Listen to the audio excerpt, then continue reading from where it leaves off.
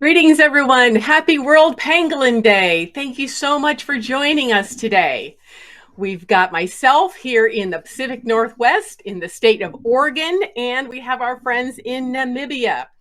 So please say hi and please consider a donation. So let's get started.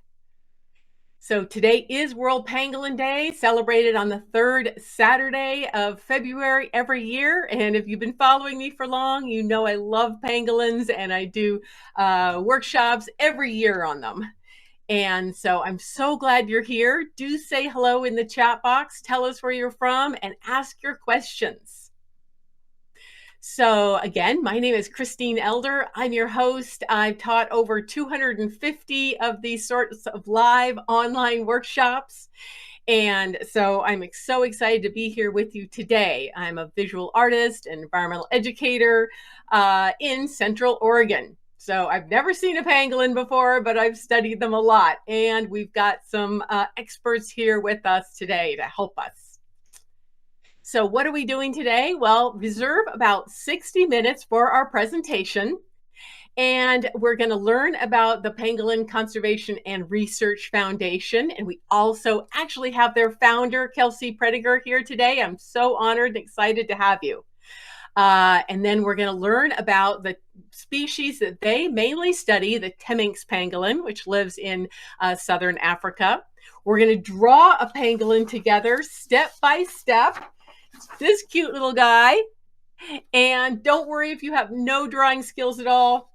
This is about having fun and learning while you're sketching. My motto is learning to draw while drawing to learn. And so please ask questions in the chat box, and then our experts can answer those questions in the chat box. And if we're lucky, they can join us live as well. So at the very end, I'm going to ask if you want to share your sketches. So go ahead and you'll be asked to share those if you're not too shy. And I love it when you join me. So let's see. So again, today is a free event, and I do hope you'll consider a donation to the Pangolin Conservation and Research Foundation. You do get a bonus that I'll tell you about later if you donate at least $20. So we're going to watch this 5-minute video here.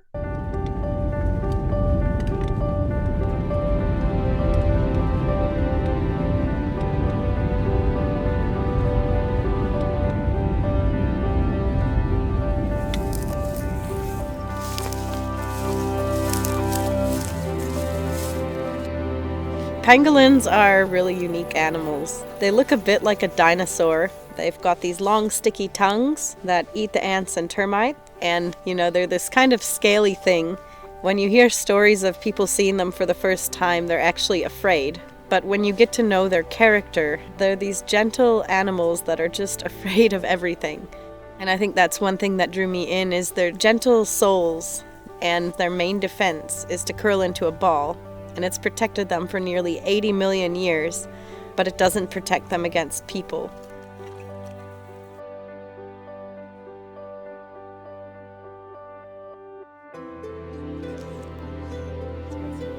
My name is Kelsey Prediger, and I founded the Pangolin Conservation and Research Foundation in 2020. The organization focuses on protecting and conserving pangolins across southern Africa through conservation research, collaboration, community engagement, local empowerment, awareness, and education.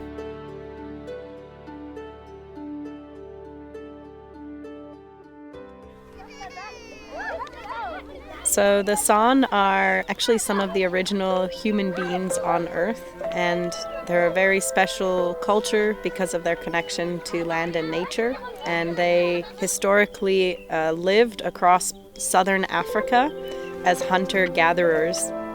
Very often, unfortunately, they have to leave the area to be employed at a lodge that's doing some San tourism or at a living museum, and then that takes them away from their family.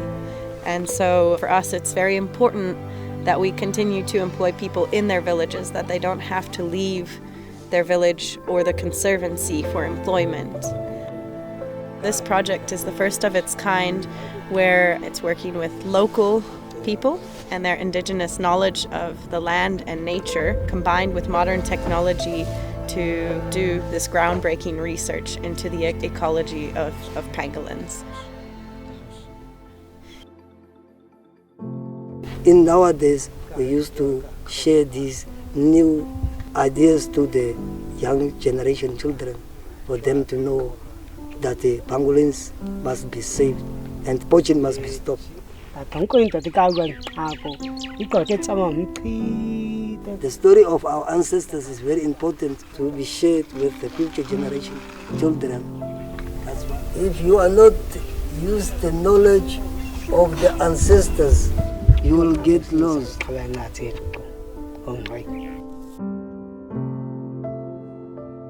In order to be a good hunter, you have to be a good tracker. And they actually grow up reading the ground like we would read a book. It takes a completely different mindset and eye to actually see how they see things. To track the footprints. That's my favorite part because I learn a lot from there, and there is also a lot of challenges. The most important thing is to know which date or which time where the animal moved to this direction. And in some cases where the conditions are right, they could even follow the whole track of the animal to say, this is the burrow it came out of, this is where it ate, and this is where it came back. So one of our long-term goals of the Nine-Eye Pangolin project is to establish a research center, which would be the first of its kind to monitor pangolins over lifetimes. So we have an opportunity here to work with the local people and offer opportunities locally and internationally to students. And our goal for this specific area would be to have at least one pangolin ranger in every village, that we always have rangers for this whole area. And we also need to focus on doing this in other countries where there are still pangolins left before it's too late. All that we as PCRF can hope and ask of everyone around the world is to please help us save the pangolins by sharing social media, telling your friends, telling your family about the plight of pangolins, and really just spreading awareness for the species, because they are the most trafficked mammal in the world, yet still so few people know what they are. Wow, that was so inspiring. I got goosebumps listening to that story. So I'm so pleased to be able to collaborate with the PCRF on this event today. So anyway, you, as part of today's event, you get access to my 6 pages of high-resolution images. And don't worry about getting those now if you don't have them already, but there is a link, I think, at the very top of the chat box to go over to my resources page and download those. And then we are going to be using page 1 of that resource for our sketching demonstration. But again, don't worry if you don't have it, because I do have this image of the pangolin that will be in our step-by-step demo. So anyway, now we're getting into the bulk of our workshop here. We're going to be introducing the species we're talking about today. So there are also actually about 8 species of pangolins. I say 8 because there's some new genetics that suggest there might be 9 or 10. But anyway, we are focusing on just one species that that is the one that is focused on by our featured conservation organization today. So this one's called Temminck. It's also known as the ground or cape or steppe pangolin. And again, I'm not going to go into a huge amount of detail because in my resources page, I've got a huge blog post and links to all the major conservation organizations and more than you could ever want to learn about pangolins over there. But they do live in southern Africa and going up to Central Africa. And they live in a variety of habitats, generally drier, open savannas, scrublands, woodlands. So that's a bit different than some of the arboreal species of pangolins that live more in rainforests. And their habitat must have termite mounds and ant colonies because that's just about the only thing they eat. And having such a specialized diet is one of the many reasons that it's difficult to rehabilitate them and have them in captivity or have them in breeding programs in zoos. They're very particular about what they eat and very shy and easily stressed. Hello, Martha from Namibia, and Milana, I'm so glad to see you again. It's been a while. Okay, and so they also like to have an area where they can dig a burrow and sleep in it. In this case, this picture, they're showing an aardvark and aardwolf burrow to burrow in. They're mostly active at night, so they are nocturnal. And they're usually solitary, except when they're finding a mate. And just the other day, the Pangolin Conservation Research Foundation shared an amazing video of two of them mating for Valentine's Day. So you should definitely check out their Instagram. And you guys, Kelsey, if you want to put any links to your important pages or social medias, go ahead and do that in the chat box. So pangolin babies are called pango pups, and they ride on their mother's backs. In this case, this is a different species that also lives in Africa in rainforests called the white-bellied pangolin, but all of them do that. So now we're going to talk about sketching a pangolin. Now, no matter what you want to sketch in the world, the more you know about its anatomy and behavior, and the more you can observe it, the better. The better your skills will be at drawing it with skill and confidence. And so we want to look at the parts of the pangolin very closely, as if this is our best friend and we're trying to memorize all of their features. Many times I find my students try to rush into the drawing, but really it takes, it's best if you take some time to observe their anatomy first. Wonderful, Kelsey. Thank you so much for sharing your Linktree link to all your pages and social media. All righty, so this is the species we're drawing again, the Temminck's pangolin. So starting at the head, they have a very keen sense of smell and hearing. They've got kind of a long pointed nose and quite big ears, but pretty small eyes and pretty poor eyesight. And they can actually close off a bit their nose and eyes and ears so they don't get irritated when they're in the digging around in the termite nests and ant colonies, because those guys can sting, especially ants. Now, to eat ants and termites, they have to have this long tongue, and it can be, I think, over a foot long, depending on the species of pangolins. Pangolins really vary in their sizes. And so this tongue is also really sticky, so that when they put it in the ant colonies or the termite mounds, all those yummy morsels stick to their tongue. They can't really open their mouth very much. They don't really have an articulated jaw for chewing. Those ants and termites just kind of go straight into their esophagus and down into their stomach. Now, how do they get to those ants and termites? With long claws.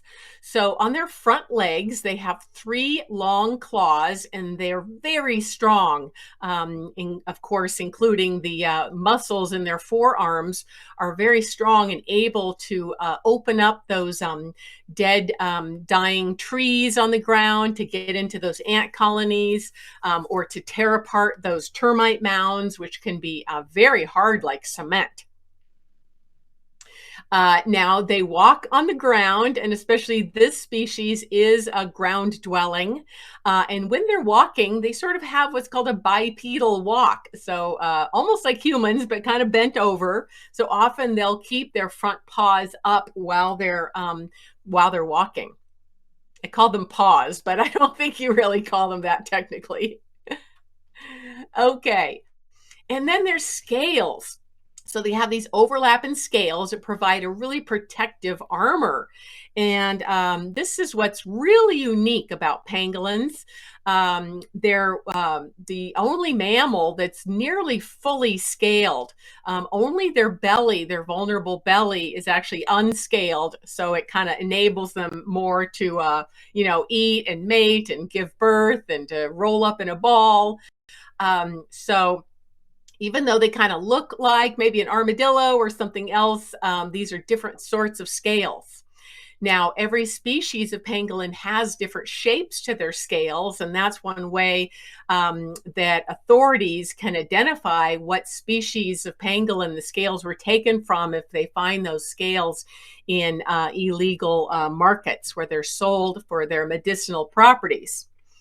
But of course, those scales are just made of the same thing that our fingernails are made of, keratin, and they have no special properties, and they should be left on the animal to protect them. And those scales help them protect them from those ants, as well as from predators like lions and hyenas. So they can roll up in a ball like this to protect themselves from predators. Unfortunately, that behavior of just rolling up in a ball when they're threatened makes them really vulnerable to poachers, because they can just pick them up, no problem, put them in a bag and take them to an illegal market where they're sold for meat as well as their scales. So speaking of the scales, it seems like it would be really complicated to try to draw those scales. They kind of look like a pine cone with legs, right? But you can kind of see there is some method to the madness, and I'm going to go over that very slowly with you as we draw it. They kind of have these rows that go together, and that's how we're going to do it. So, yeah. Now, they have a long tail. The species that live on the ground, like this ground steppe or Temminck's pangolin, it's very muscular tail, and often they can lift it up when they're walking as well, and it helps them balance. And of course, it helps to wrap their body when they are threatened by an African lion. Now, if it's an arboreal species like that which one was that? The white-bellied pangolin and the black-bellied pangolin. They have a tail that's much more narrow and prehensile that helps them to balance in the trees, and they can even wrap it around a tree branch to help them balance when they're climbing. But these guys have a big, thick, muscular tail. Okay. Now, just a few more slides, and then we will get right into our sketching. So again, how you can help pangolins is to donate to the Pangolin Conservation and Research Foundation. Again, there are links in the chat box and links in your resources page. Unfortunately, today I was just reading a report from the Pangolin Crisis Fund from last year's data. You wouldn't imagine there even be 800,000 pangolins, but that was what they found is the estimate for how many have been poached based on the amount of scales that they have found in sting operations, trying to find these folks that are illegally killing them for their scales. Now, Kelsey or somebody else who's here from the conservation group might want to add if they have more recent data. But that works out to be about 160,000 pounds of scales alone seized by authorities in Africa in just the last 5 years. So you can imagine that that's not very sustainable. And these animals play a crucial role in conservation, in the ecosystems, because they do help regulate those insect species. And I just want to give you a couple of pointers before we get going. This is my Hints for Accurate Nature Sketching handout that a lot of my students get.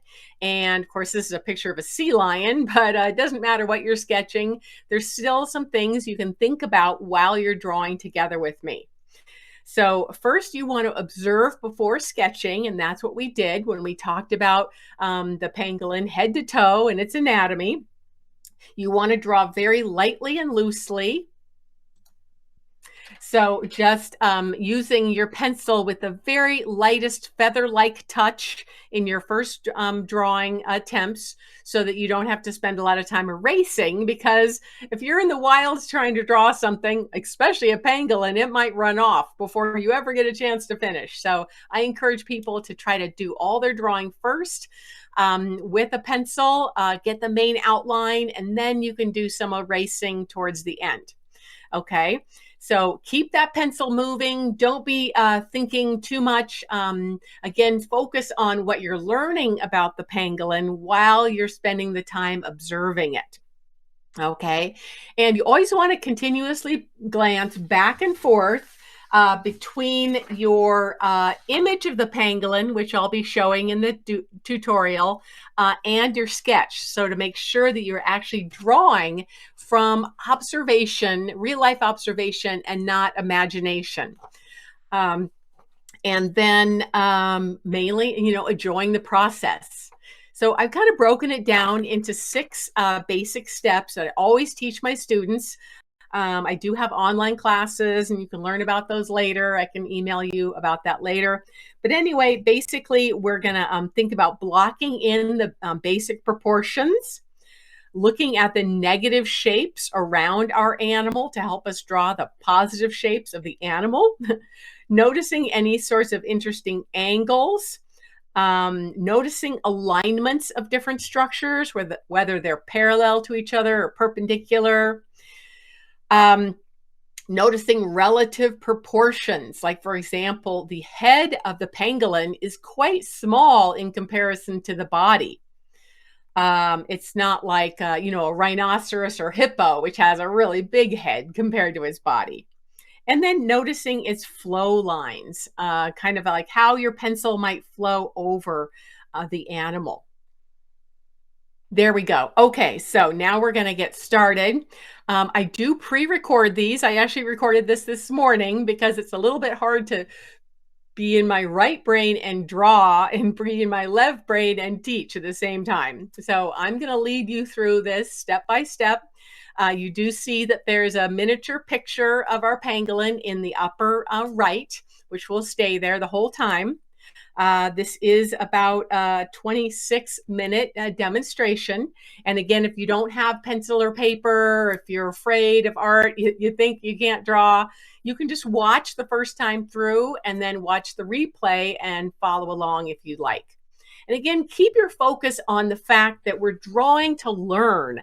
So don't worry if your proportions are totally off and it looks like some sort of alien animal. The idea is what you have put in your head during the time that you have been drawing it and thinking about its anatomy. All righty. So I hope you can do that. Wonderful. There we go. So I'm going to start at the head. His little nose, his or her, can't tell right now. The little forehead, again, staying very, very light, and you can erase later. A nice big humped back. And it doesn't matter if your hump looks exactly the same, or any of the parts, because these guys can move, of course. So, they might have more of a humped back or a outstretched tail when they're doing some behaviors and not others. So no worries, just follow along the best you can. Now let's do the chin. Again, just being feather light, okay? So I'm drawing a little darker than I want you to, so that you can actually see this in the video. Okay, now we're drawing the left front leg and that little paw there. We're just going to get the outline of the whole animal first, then we'll firm things up and we'll add the scales. There's the elbow right there. Now let's get the belly. Again, your pangolin could be skinnier or fatter depending on how many insects it's eaten lately. Now that left rear leg, it's kind of pushing back because this little guy's walking. So that leg is being pushed back.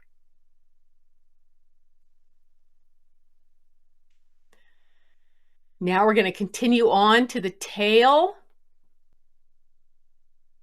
And you can kind of see a cast shadow underneath.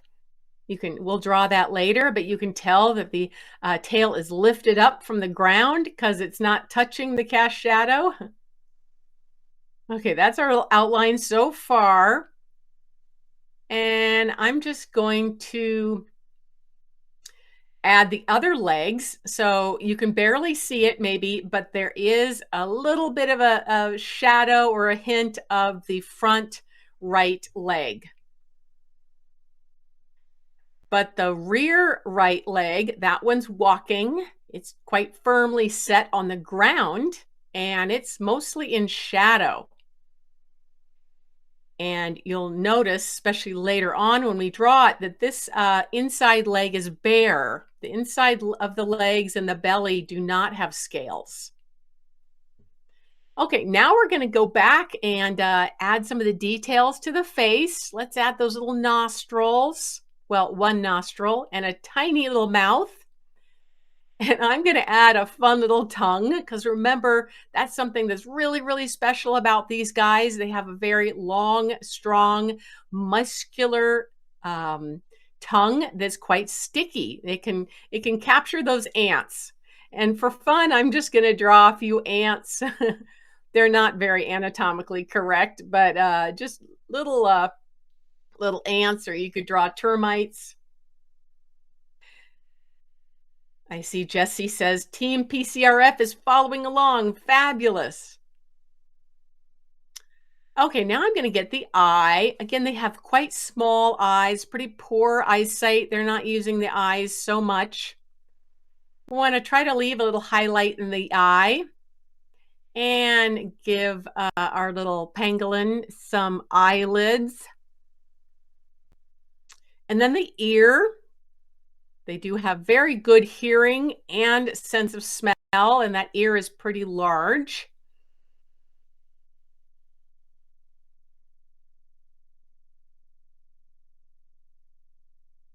Now I'm going to start just showing the outline of where the scales are going to be. Their face is unscaled down to their cheek there. So I'm just kind of doing a little wavy line that's going to show where we're going to start our scales.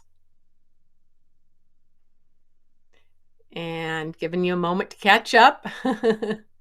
Now I'm going to put this little picture here because I've drawn in red pen where kind of the delineation of the scales are. Now we could spend all day trying to get them exact, just like if we were trying to draw pine cone scales. But we just want to kind of get a little bit more accurate than just a bunch of half moon shapes. So I'm very lightly going to draw a line that represents that top row of scales that we can see, going all the way up the neck and the back and down the tail. So we're going to keep these lines super light because we want to draw those half moon scales inside of these lines. And then the next row of scales that arches over and ends kind of at the base of the top of the tail. And another row that starts at the cheek and it arches up and ends sort of at the top of the leg. And another line for the scales that are delineating where the belly edge is, and then down to the leg.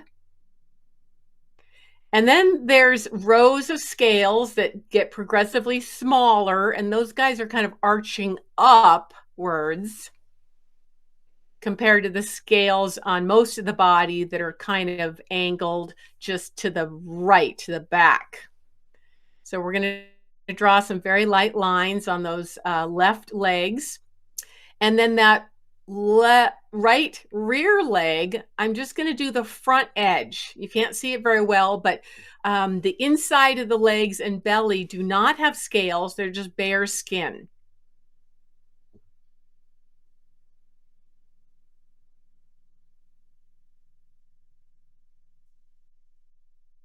So now I am going to just do these kind of half moon shapes. And again, we kind of are being a bit symbolic, but it's good to just try to do this first somewhat quickly and symbolic. And then once you kind of understand the method to the madness, that is, of their scale patterns, you could spend more time drawing these more accurately if you want. Each species of pangolin does have a unique shape to their scales.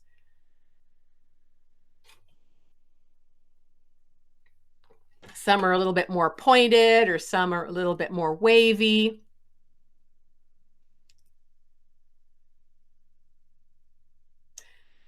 Now let's do the second row. And again, they always start smaller on the head and then get biggest on the main part of the body.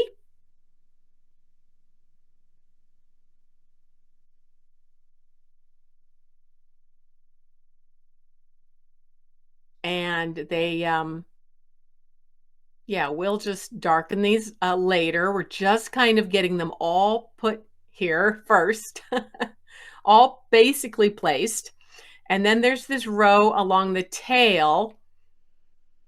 And later on, we'll show how they are sort of pointed at their edges. And later on, we'll add the shadowing we can see and a little bit of the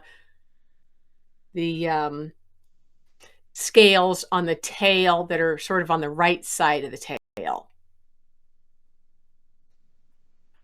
Now, kind of keeping track of where we are here. Let's see, we've got the next row, this row that goes right across the middle of the body, starting smaller and getting a little bigger. And you can give them some personality. You know, this isn't, you know, this is wannabe, yeah, want some personality.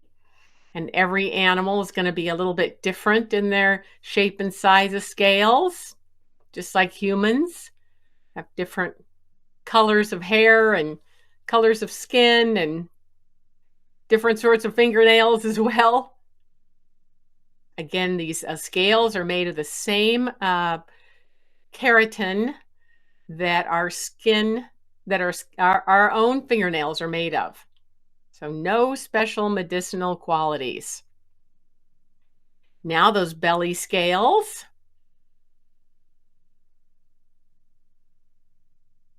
And again, we're just kind of having fun with this.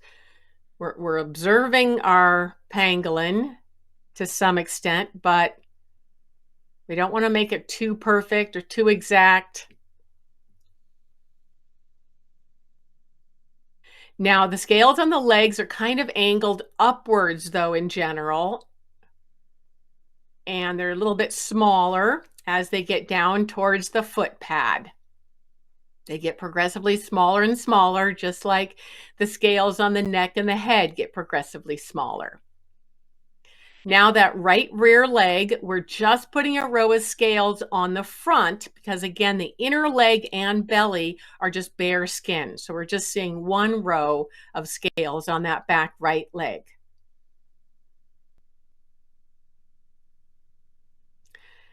Now I am going to add the claws. So just like we saw in the earlier photos, they have 3 very strong claws in the front, and we can't see them very well in our photographs, but I'm going to add those in anyway. And then the back legs have just super short claws because they're using those back legs more for walking and not for tearing up the ant termite nests like they need with the front legs. And I'm just going to add a little line here for where my ground is and where I'm going to put my cast shadow, because this is a hot sunny day in Namibia and there's going to be a shadow. So how you guys doing so far? Tell me in the chat box if you're keeping up.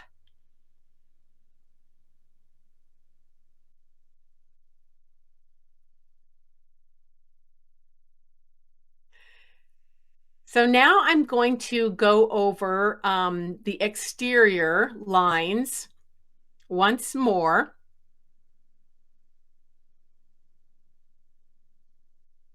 And we're going to just make the edge a little bit bumpier than we did at first, because we're trying to show that there are these scales that are sticking out from the edge of the body.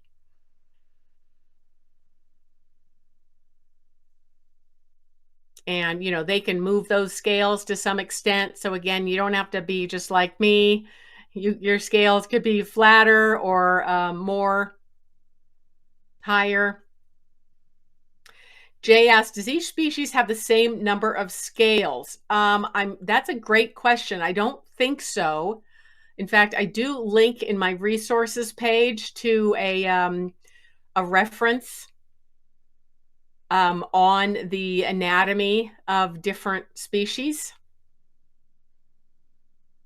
Okay, so now we're just finishing the outline for the legs, and again, kind of make that little bit zigzaggy to indicate how those scales are overlapping.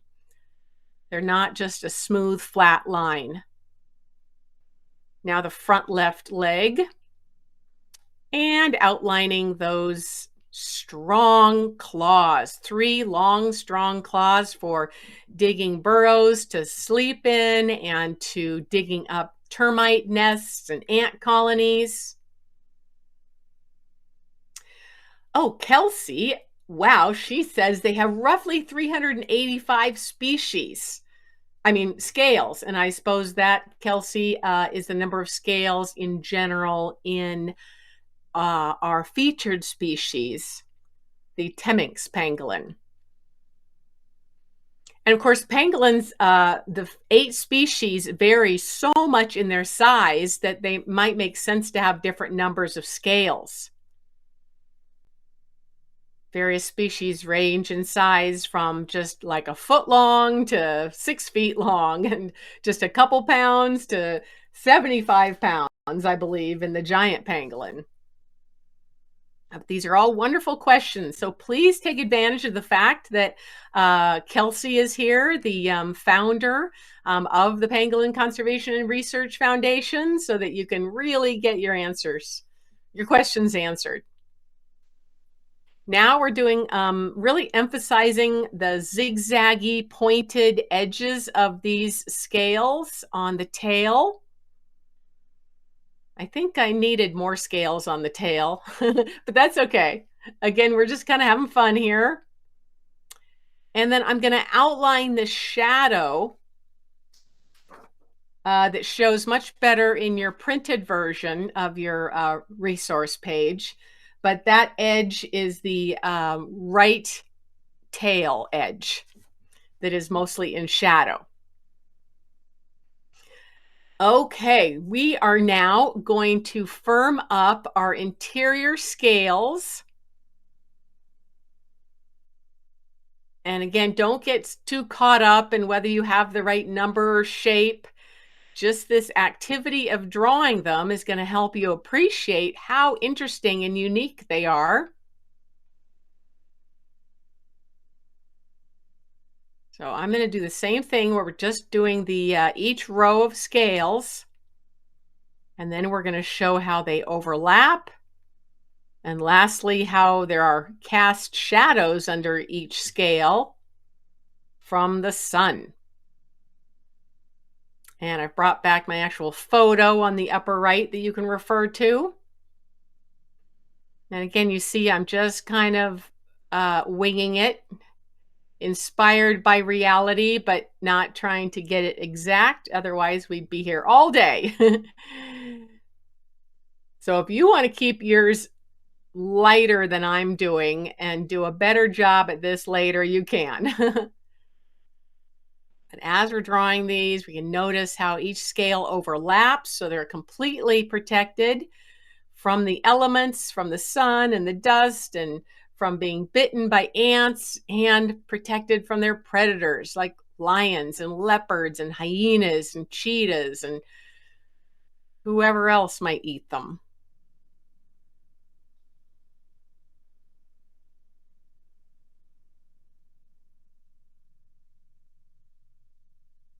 And again, keeping in mind, these scales are made of the same material as our fingernails, which is keratin. And they are most useful when they're actually on the living animal and not being poached, taken from a poor living animal to be used as nail files or talismans or any of the other terrible things they do with these scales. Yes, and Kelsey shares that their behavior of just rolling up in a ball does not protect them very well from evil humans, which can just really easily pick them up from the ground and throw them in a sack, since they have no other defensive mechanisms except curling up in a ball, which helps pretty well to protect them from their natural predators, but not from humans.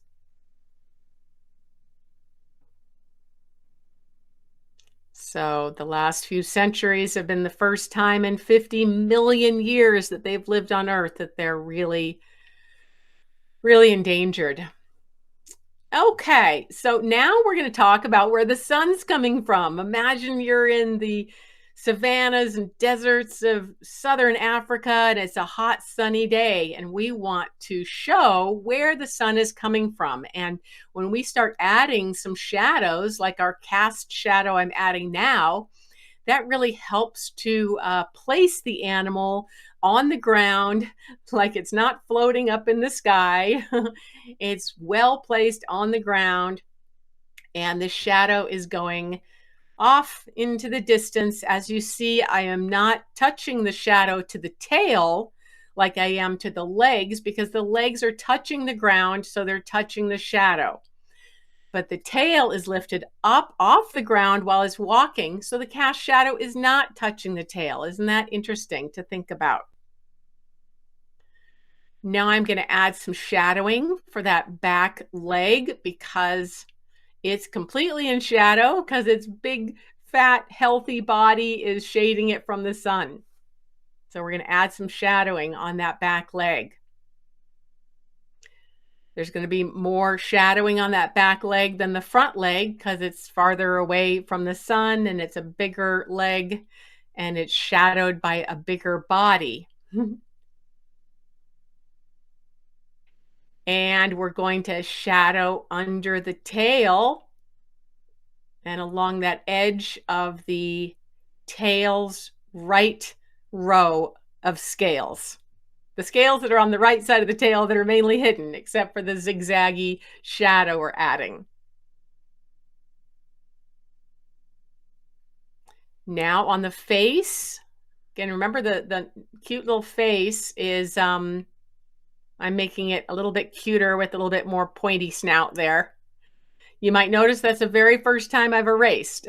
So I'm trying to keep things light and loose here. Giving a little bit more personality to the eye. Remember, the mouth does not have a big smile unless you want to make it cute, because they really can't open their mouth except to stick out their tongue. Now their ear has some shadow in it, because it has a little bit of an ear flap like humans do, but not quite as much. Now shadowing that front right leg just a teensy bit. Firming up those very strong, long claws that are useful and critical for getting their food. So now the sun, I'm going to start thinking about how the sun is casting shadows on the lower right edge of some of the scales. You'll notice that as the scales get bigger, and especially on their back and belly and legs and tail, there are shadows on parts of the scales. So I am just making my line a little bit heavier here and there to give the impression that scale, each scale is lifted up from the other scale a teensy bit. Martha asks, how many ants or termites does a pangolin eat per day? I'm not sure, but I have read that in average in a year, a pangolin might eat 70 million. I guess that depends again on the size of the pangolin and its habitat. Ooh, Kelsey says she actually knows for sure they can eat up to 15,000 in one night. That is just incredible. Now, of course, all these statistics had to be collected by researchers. So that is one of the, many important things that conservation groups do, like our conservation group we're focused on today, the Pangolin Conservation and Research Foundation, that you've got to have boots on the ground. You've got to have people and researchers and rangers out there actually studying them. Because the more you know about an animal's behavior, its habitat, its predators, what limits its ranges, its diseases, all of those things help you to conserve it. So you can't do that unless you have people, which takes money. So again, I do hope you're considering your donation today. Now just deepening those shadows.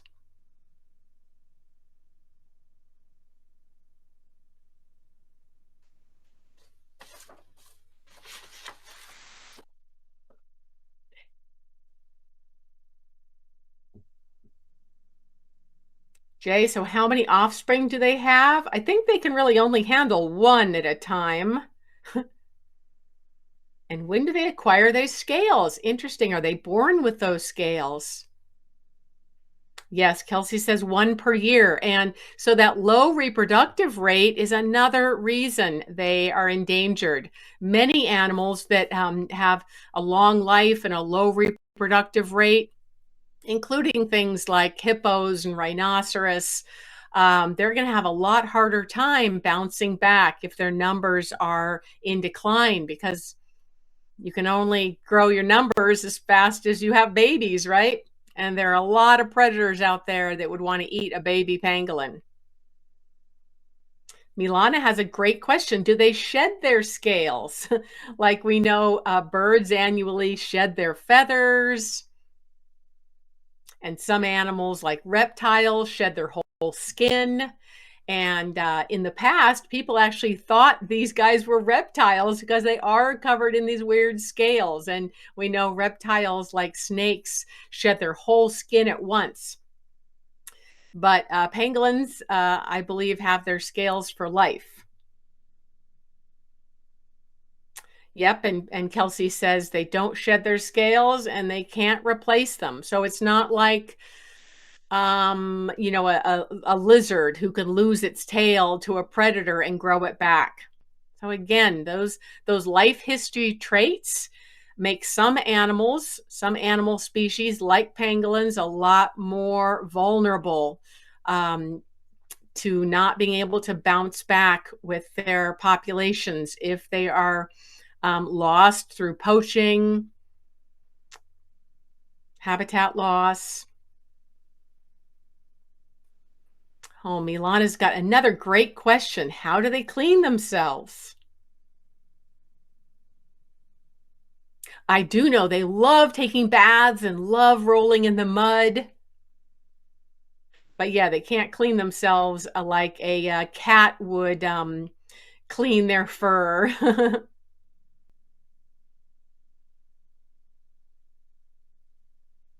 Now let's darken up that cast shadow to help feel like this little guy is actually walking on that hot desert sand.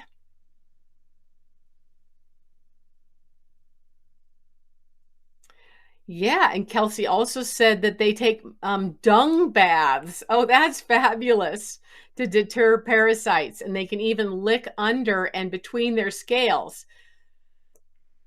So maybe that's another good thing about their long tongue. I hope you had fun following along. And now I would love to have you share. So you can share questions or share sketches. This is Jessie, yes.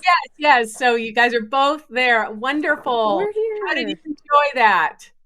It was so much fun. Yeah.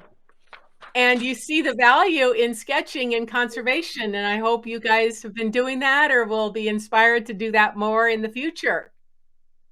Yeah, we had a lot of fun. Yep. Great. Well, is there anything else you'd like to tell us about maybe your most recent projects you're working on that the donations might go to or something? Yeah, no, thanks. Thanks everyone for joining us. Let me see if we can get both of us in here. There you go. Just squeezing tight. We got it. I'll move myself out of the way. There we go. And thank you, Jay, for being patient. Good. So, it's lovely to see somebody in Africa. Yes, Jay, who's on screen, has traveled in your neck of the woods in the past. So, yeah, what are you working on right now, Kelsey and Jesse, that you could inspire people to donate? Yeah, so we're always very, very busy. But as shared in the video, some of our main efforts include community engagement and employing pangolin guardians. And at the same time, we collect valuable research information. And one really exciting thing we're doing this year is expanding our research center so that we can host more students and even guests at our site if we have partners visiting and other researchers. And at the moment, we are still trying to figure out the next steps. We were supposed to be building a rehabilitation center starting this month, but unfortunately with the current U.S. government, the funding was pulled. Yes. We will be having to look at our budget in the next couple of weeks and seeing which major donors can come forward so that we could ideally expand our research camp and do the rehabilitation center, because the trafficking season is usually from June to October, and we needed to start building very soon to have it ready for the trafficking season.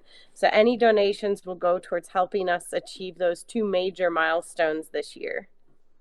Right. So we need that more than ever because unfortunately our terrible government has pulled your funding as well as U.S. Aid, which helps in a lot of conservation projects around the world for endangered species, including pangolins. And so, yeah, I just noticed one of my resource links on my resource page isn't working because our stupid government took it down. So, so we need donations more than ever, individuals to step up to make up for the fact that our evil United States government. Yeah. Yeah. So yeah. sorry. But we're remaining positive, and it's so exciting to see so many people joining us today for the sake of pangolin conservation. Yes, we've got yes. We're really excited about this event because unfortunately here in Namibia, there's also some politics. The founding president passed away and we had to postpone our events until March now. We're not allowed to host public gatherings. And so we had World Pangolin Day scheduled for today, which is a big family fun event with a 5K. And then next weekend was going to be a big soccer tournament for the communities. We hosted last year and called it Play for Pangolins, and this year we've expanded it to Play for Biodiversity. And so unfortunately everything is pushed back into March, and so we really appreciate having this event and still getting to at least go ahead with something virtual today. Right. We were so sure that you wouldn't be able to participate because you'd be so busy in person in your own event. So that is just wonderful. Thank you so much. Yeah, thanks for hosting this. We had a question in the chat. Are pangolins water dependent? Yes, I think they love to bathe, and of course they have to drink, right? So funny enough, the species that we work with doesn't need to drink. The Temminck pangolin actually gets all their water from ants and termites alone. But of course they love mud baths, and if they have the opportunity, they will drink. But they do not, you could say they do not like move around water per se. Their home range is not dependent on a body of water. Huh. Now, I have something I just thought of. I've never thought of this question before, but since they eat a lot of ants, there are other animals in the world, like poison dart frogs, that are poisonous partly because of their diet of eating ants. But I know that people do illegally poach pangolins for their meat.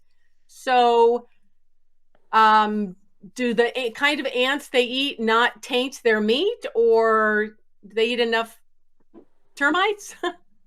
Yeah, so they actually prefer ants and termites that have formic acid, but it doesn't taint their meat. But the acid is actually important in digestion because they don't have teeth, and their stomach is more like a gizzard.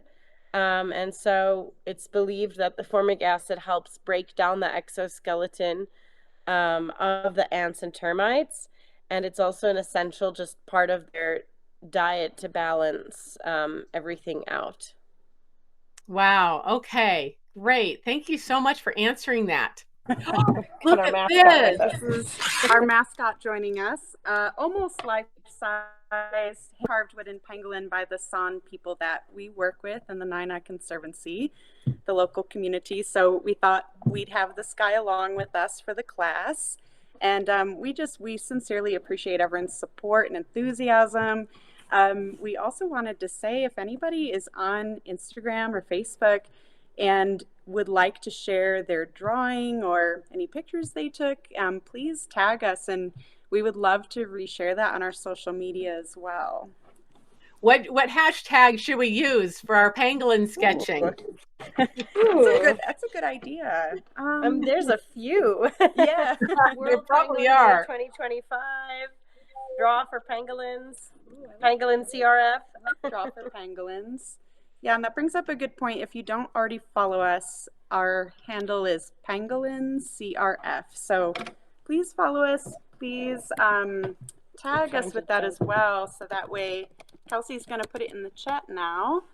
But that way we can see it, and we'd love to be able to share that if you're willing. And if it's something you'd just like to privately share with us too, that's completely fine. We're just really so touched that so many people from around the world are caring about pangolins, which is the whole point of World Pangolin Day. And really just such a shout out to Christine for even just being optimistic and enthusiastic to host something like this about pangolins. And we were so impressed by all of the research you've done as well to just explain so many cool facts about pangolins. And we really enjoyed that as we were drawing along. So thank you so much for just giving of your time and effort to bring more awareness to this species that needs us so much right now. Yeah, well, I tend to love the underdogs. So I teach people how to draw everything from naked mole rats to tardigrades to all the things that Awesome. need a little bit more better PR. Yeah. Yeah, definitely. Yeah. Well, should we have any of our other folks sharing their sketches? We're seeing you now. Tell us, you've been to Africa but haven't seen pangolins, but now you've drawn one, I assume. Ah, yes. So here's my pangolin. Cute. He's been eating a lot, or she's been eating a lot of ants. Because she's fat. She's a fat gal. And, okay. There's no such thing as a fat pangolin. And Jay, do you have any questions for our co-presenters here, Kelsey and Jesse? I think I've asked quite a few of them. It's such an interesting creature, and I just find, as Christine said, I've been to South Africa and to Tanzania, and I hope to return to Tanzania next year. It's just the animals are so fascinating. It's like the birthplace of both humans and all creatures. And I wish you the best of luck as we continue on all of our countries seem to be going through a rough political time period. Thank you so much. And thanks for joining us today and supporting the cause. And maybe one day you decide to come visit us in Namibia. I would love to. Me too. So when you open up your research center and you have accommodations, like there is a place in Costa Rica that has rental accommodations for people to volunteer. I hope you get a lot of more attention from people outside. Thanks. Yeah, we're working on it. We do have 3 luxury tents, but the next step is to build some bathrooms and a student village. So we're getting there, hopefully. Where did you both get your education? I went to well, actually, we both went to Michigan State University for zoology. Oh, wow. I love Michigan, especially the UP. But we connected after university because the world is so small. So Michigan State is in Lansing, which town? East Lansing. In Lansing, yeah. East Lansing, yeah. Yeah, they're known for their zoology program as well as veterinary school. And I actually enrolled because I wanted to go become a wildlife vet. And I decided I'd rather help on a species level than on an individual level, and went on to do my master's and will be hopefully enrolling for my PhD soon. Fabulous, fabulous. Thank you so much. Well, Sue, do you have a sketch for us? Make my face go away. Okay, now Sue is featured here. Yeah, some great, a lot of that stuff about pangolins, even though I've taken your class, Christine, of course. Oh, wow. You're fast. Yeah. Look Amazing. at that. Yeah, maybe that's, I don't know if that's a strength or a weakness. Wonderful tongue and ants and cast shadow and those scales. Yeah, I did it. I made it. I drew it twice because the first one I didn't have the right proportions. And so I said, okay, I'll try it again, and paid attention to proportions this time. It looks like you have 2 different species there. Maybe the top one is a Temminck. The bottom one looks more like one of the, maybe a Sunda pangolin. Oh, unintentionally, I assure you, because I don't know the difference between one and the other. But thank you. Some interesting information. I've never been to Namibia or Africa, any part of Africa. I'd love to go someday, but who knows? Maybe. Yeah, we'd love to have you. Hello, Carolyn. Hello. And friend. Hello. Hello. This is Carolyn and Stephen, and we are mother and husband to the co-host Jesse. Oh, okay, great. And where are you tuning in from? We're in Mount Dora in Florida. Okay, wonderful. And you both drew pangolins. Yeah. Yes. And I am not an artiste, but she is. So it was a lot of fun. Thank you for showing us how to draw. Yeah.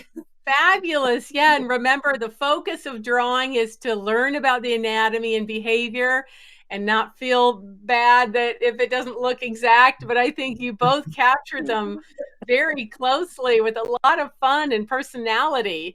And yeah, I love their tongues and their claws and the cast shadows. And those scales can be intimidating, can't they? But once you break it down.